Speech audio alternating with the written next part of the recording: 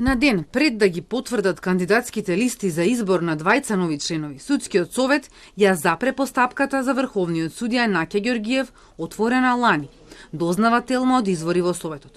Постапката за утврдување на одговорност на судија е тајна и на оваа точка беше исклучена јавноста. Но нашите информации говорат дека мнозинството членови гласале дека тој не треба да биде разрешен.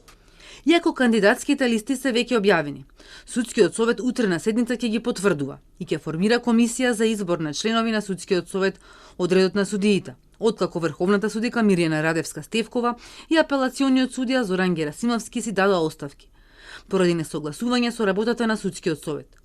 Зашто изминатиот период Советот доби бројни критики од домашната стручна јавност, но и од амбасадорите.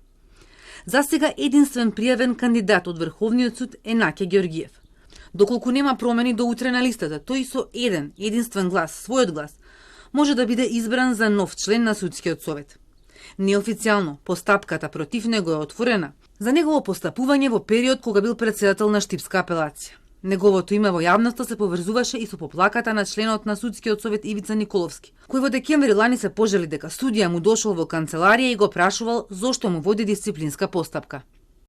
Судскиот совет е судиска куќа и секогаш судиите се добре дојдени. Меѓутоа не е вообичаено некој да земе право без најава, ниту да биде повикан директно да влезе во канцеларија со однапред точни информации да се обрати зошто тој како член на советот е против него, го гони, а тоа е се безпотребно. Посочи дека најден е затечен, но останал на едно издржано ниво. Нагласи дека неговиот одговор кон почитуваниот колега е дека на темата со него би разговарал кога ќе го посочи лицето кое лажно, погрешно и необјективно го известил. Сопругата на Ѓоргиев е обвинителка, а неговиот син заврши Академија за суди и јавни обвинители. Судиската кариера Ѓоргиев ја почнува во Основниот суд во родната Струмица, од каде продолжува по Штипска апелација, како судија подоцна и председател, и од 2020 е врховен судија.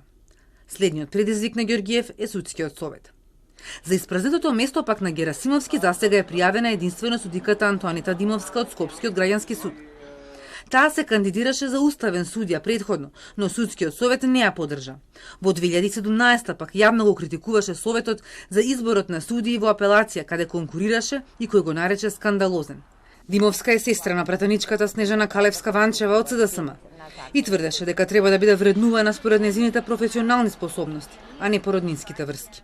Судскиот совет денеска ја иземал и Весна Дамева од комисијата која водеше постапка против судијата Енвер Беџети, дознава Телма.